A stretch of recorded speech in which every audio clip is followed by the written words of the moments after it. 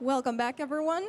The last talk of the day will be about being the only game developer in a project.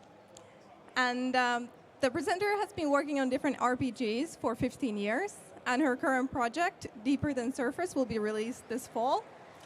So from the City of Oulu, lead designer and game developer, Johanna Verhiö.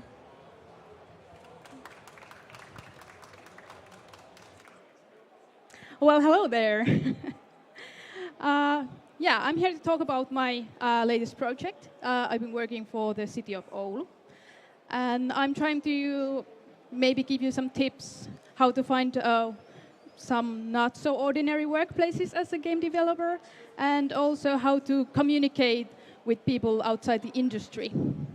I haven't made any PowerPoints because I really hate them. But you can see my beautiful toes in these lovely pictures. So let's start. I'm so old school that I'm using Post-it notes. So I'm actually a Bachelor of Arts and Crafts originally. So I'm more focused on working with youth, but I've specialized in making games. And the story really begins 3 years ago. I had moved into Oulu and kind of tried to find my place there. And I ended up doing volunteer work in the Tyttöjen talo, girls' house in Oulu. And in there, I love to talk about games. I talked with the gamers and also did some testing with the girls. I worked in different game projects, and I always brought them to Tyttöjen talo for them to test and see. And then the chief of Tyttöjen talo girls' house came to ask me, do you want to have a job? I was like, okay, sure, why not? And it was a game project. And but it wasn't that like, they didn't have any game that they wanted to have. They just wanted to have a game about feelings. So I was to design a game with only the need for it to be about feelings and for younger people, and so that you could play it online. And there were 2 women in this project. The chief of the Tyttöjen talo and 1 youth worker from the City of Oulu. And they knew nothing about games. They were like, we haven't even played games ourselves. I was like, okay, fine. So I really had to guide them through the whole process. But they were really brave women. They wanted a game. So they decided that they're going to hire someone to make that game for them.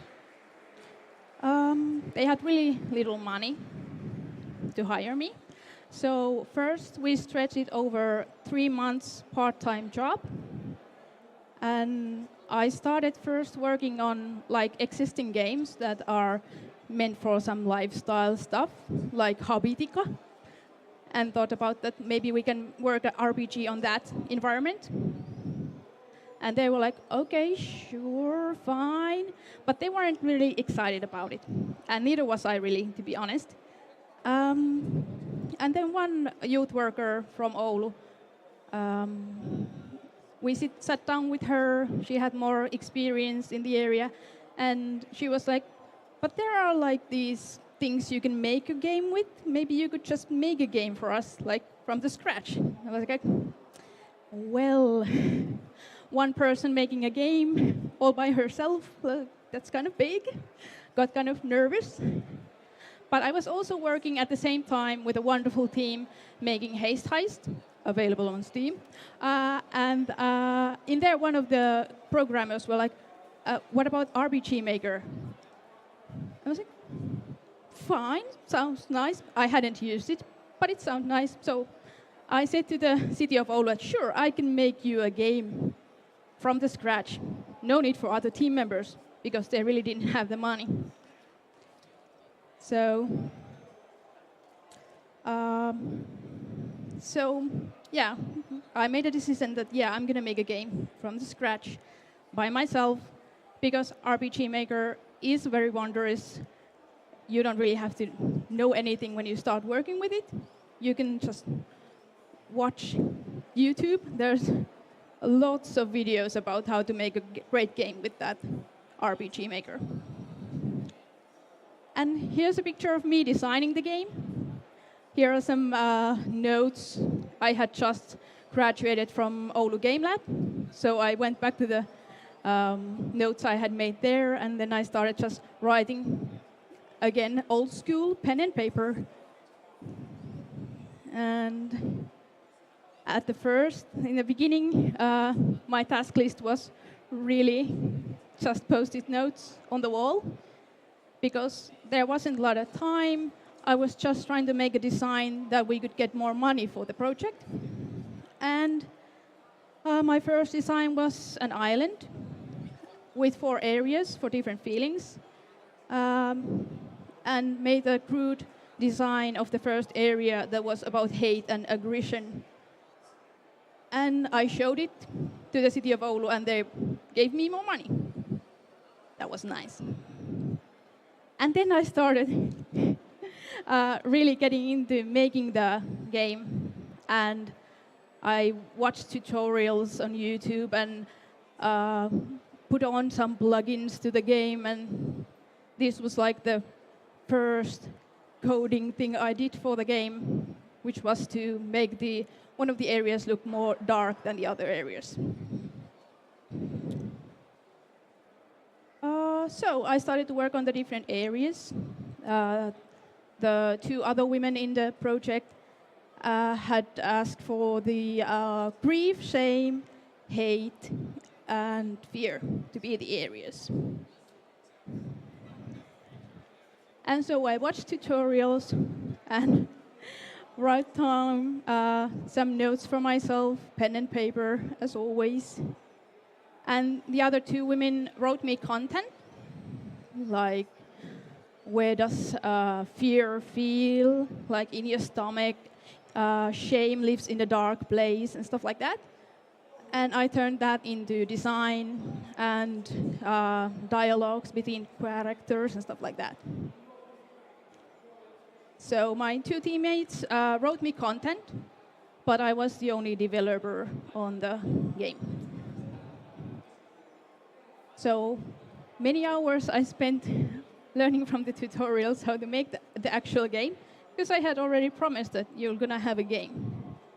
Luckily, they had so much faith in me that they kept giving me more money, which was nice. And I was even got the opportunity to travel different game jams. This one's from Tromsø. And during other people were making games on the game jam, and I worked on my own from the same team that was on the game jam. On Tromsø, it was connections. So during that time, I realized that these areas need to be connected to each other. So it was a really, really good opportunity. So if you ever have opportunity to go to game jams, just go to them. Even if you don't want to work on a project there, you can work on your own project and get inspired by other people working there. This is also from Tromsø. And are there game developers in the audience? Programmers? Yay. So there's always that one thing that keeps coming back and back again, like bug after bug after bug. And it was all about variables in this one. So, yeah. On this May, the game was ready and polished, but I knew that it was filled with bugs. And for my great relief, the project suddenly had extra money that had to be spent during May and June. so I could hire outside help for testing, and one programmer to go through the code and fix the ugly bugs that I couldn't squash myself. So on June, I could give the City of Oulu a polished game I knew would really work. And let's see the game itself. Sorry, it's in Finnish, because the audience is Finnish youth. And it's made by RPG Maker MV.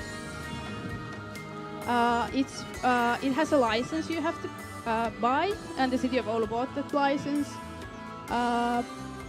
And we don't sell this game, so it's a very easy license for that one. You play with, you can choose from 3 different characters.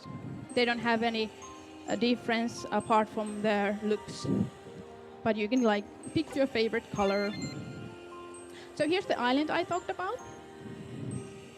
And here are very like old school, cute. And all this I could make all by myself. All the graphics are free assets. Sounds are free assets, everything free assets. I just used 2 plugins. Terax Lighting was one of them. So there are different areas for different feelings.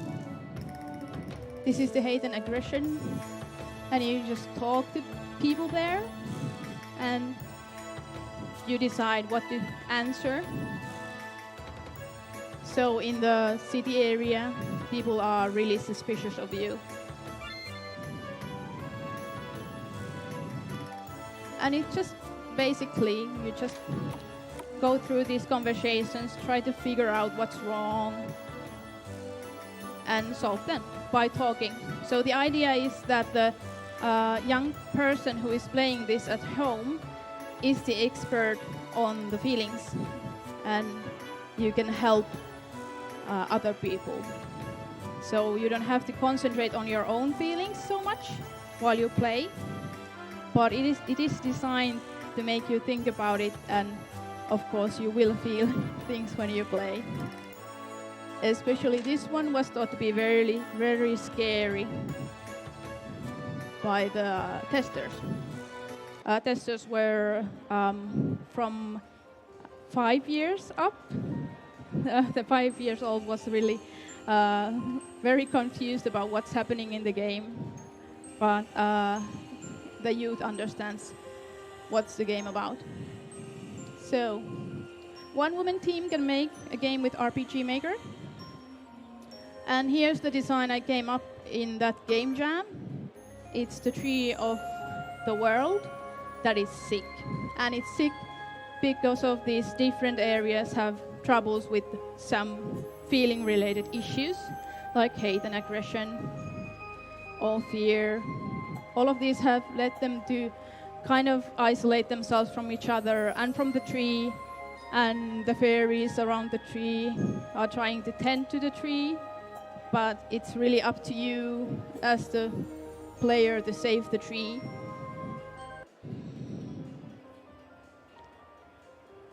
And this is also one of the fun design points. This creature here was, most testers thought that you were supposed to hit it, like smack it, because it's ugly. You kill ugly things, and no, you're supposed to talk to it. So I'm really trying to fight the stereotypes in this game as well. The characters don't have any sex, they are unisex. And ugly creatures aren't hostile, you are not supposed to kill them. So this is the area of shame, and shame was asked to be part of the game because it's very deep in Finnish culture, the idea of shame. we're supposed to behave in certain ways and look certain way. So shame is really strong in our culture, and it leads to many problems. So here example is a person who's just ashamed of the way she looks or they look.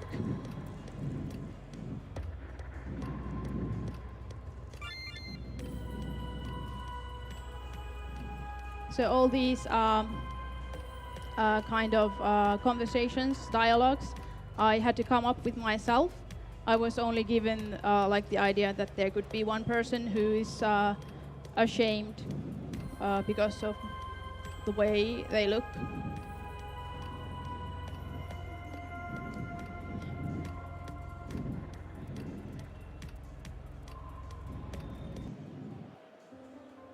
So yeah, this is basically how the game works.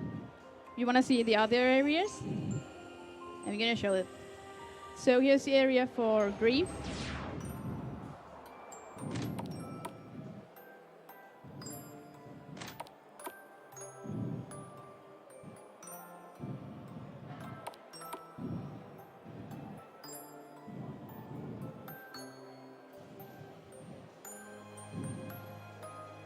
In the area of grief, the princess of the high up has lost her pet dragon and is sad because of it.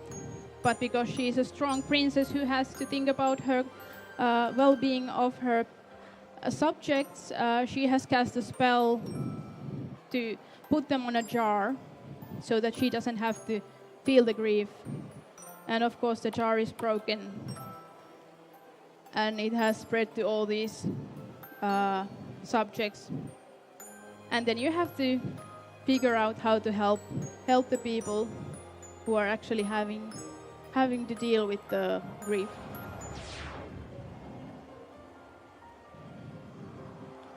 So the idea of Island became during the first 3 months that I had the payroll. Then I waited for like 2 weeks to get more money. And then I started to work on the aggression that you already saw. It was in the upright. And after I got the more money, I started working on the other 3 areas on the game. And the project kind of went on like that I got a little bit of money. I could work for a while. Then I just showed that this is how it looks now. Then I got more money, and it was kind of hard to make a plan from the day 1 to the end, because the money was, they kind of have to grab it where they could and appoint it to me. The other 2 brave women working on this project also did it on a part-time basis. So not so many hours spent in this project as we would have wanted. Here's the area of fear. Once again, people think that these monster-looking things, you are supposed to kill them, but no, you're supposed to save them.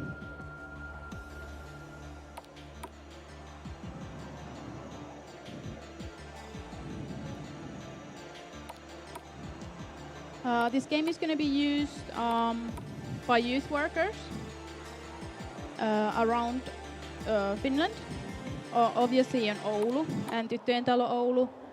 Kajaani is in it and some other places as well. And the game is actually a part of a bigger picture, so to say. This Pintaa, syvemmälle, deeper than the surface, is actually a package that we teach the directors in different kind of youth centers and such about feelings and how they appear in a youth, and how you can like feelings come and go. You don't have to take them so seriously. If you feel like really, really sad, you're not gonna feel really, really, really sad forever. And so it's a part of a bigger thing. And there is actually a manual that comes with this about the feelings. this is only a small part of a bigger project. And as I got more money, I started to dream bigger, of course. So there was only these small little communications, dialogues in different places. Then I got more money, I could start to think about the bigger picture. And now there's a whole story connecting the different areas and their history to each other. And the great testing crew from Spawn Point, it works in Oulu as well. The testing group gave me really good ideas how to enhance the story and the play experience. But as you can see, it's a really crude game made by just one person. And we're going to use this to get more money. So we can hire a team to make a game from the scratch. But this is an actual game that is going to be used from this fall. And yeah.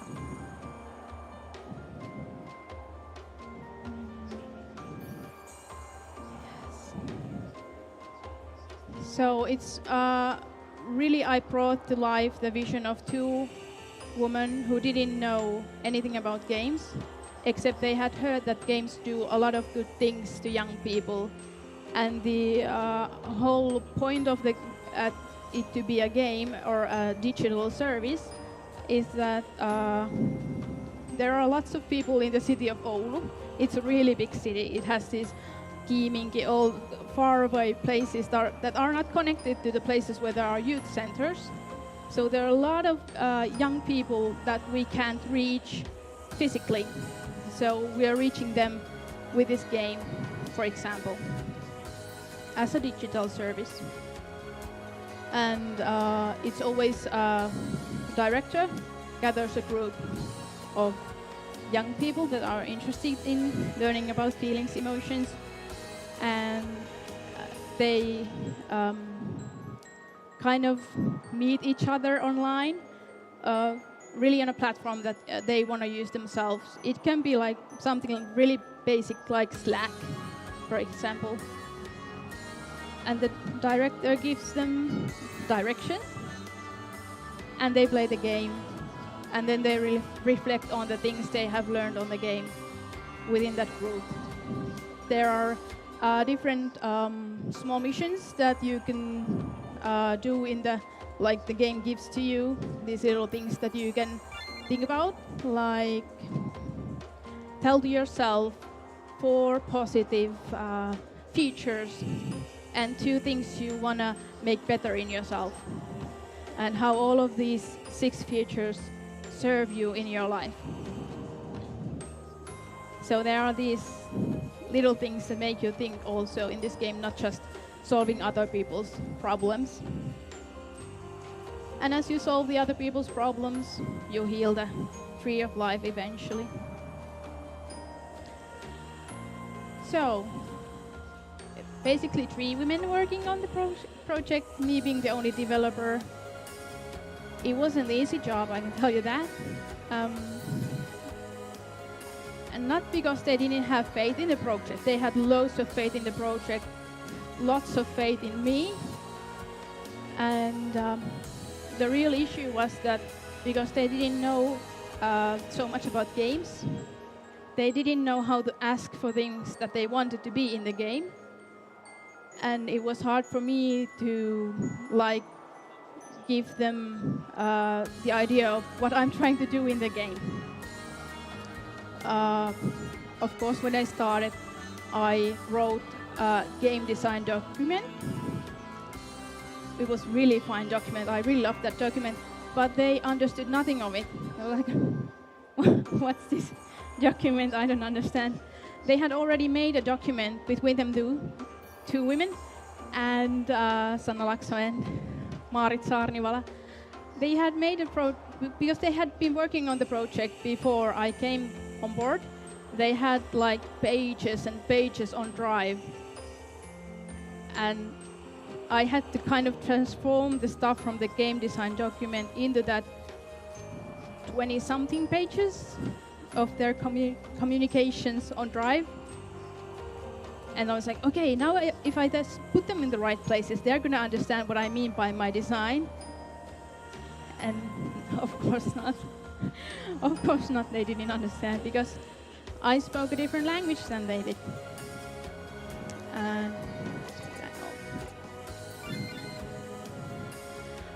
And so I really had to communicate and say things in different ways until they understood what I meant by them.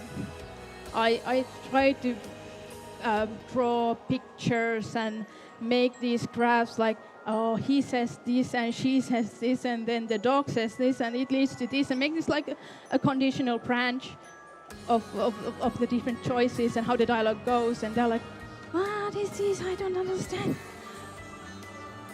And then I realized that of course they don't understand. They have no idea what it looks when I'm making the game. So then I showed them what the conditional branch looks like when I'm making the game. And they was, why did you say so at the beginning? Because I'm stupid.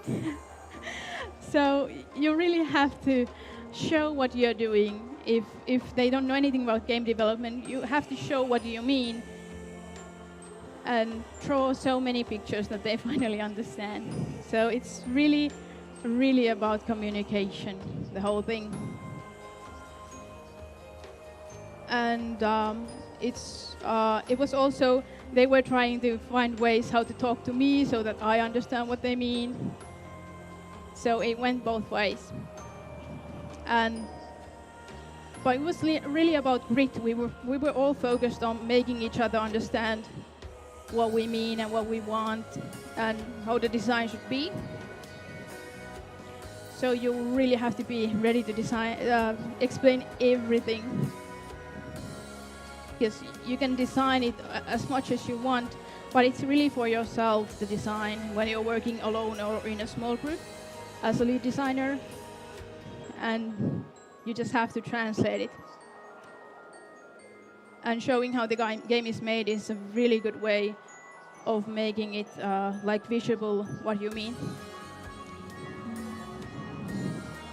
So I can't really blame the people who don't know about making games that they don't know about making games.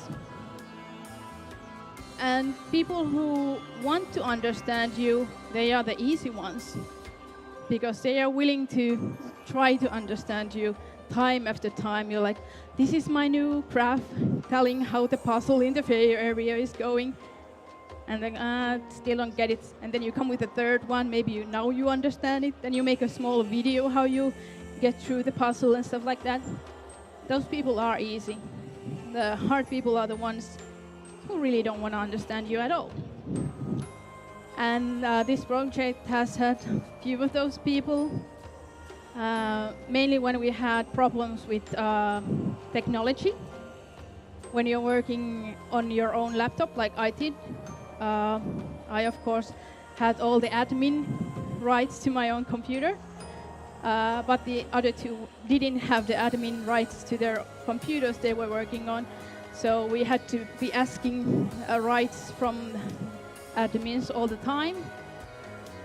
And they're like, yeah, it's working now. And we're like, no, it's not working now. And, yeah, it's working now. It's still not working.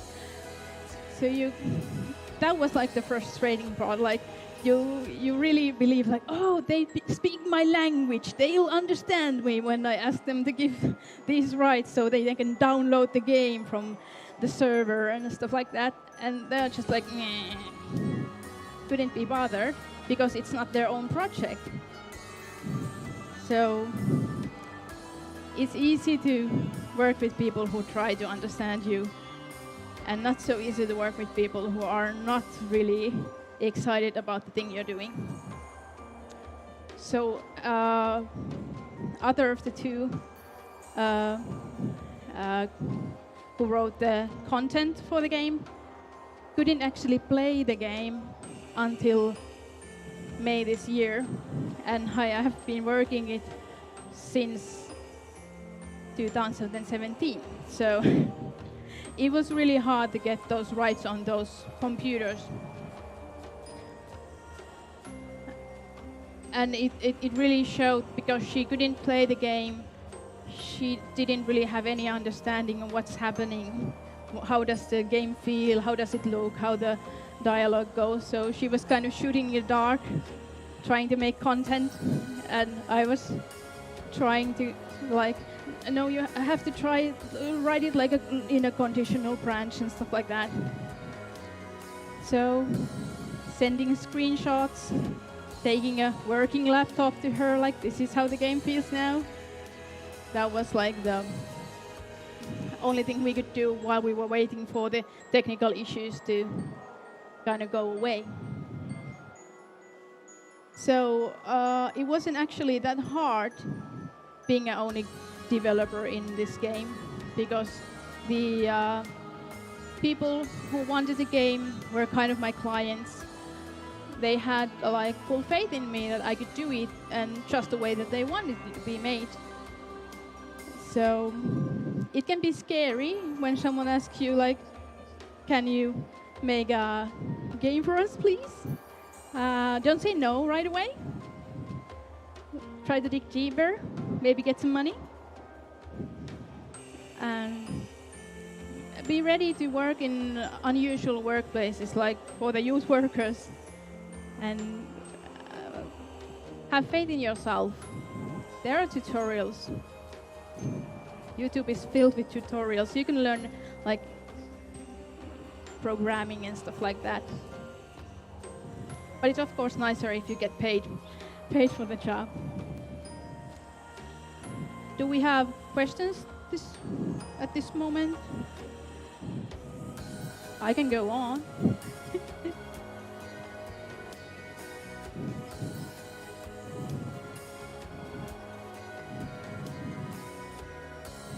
Okay, so then I'm going to do some name dropping. I want to thank the City of Oulu, Vuole Settlementti, Tyttöjen Talo, for the funding for the project. It's taken from EU and taken from the City of Oulu and different kind of places, the funding for this game.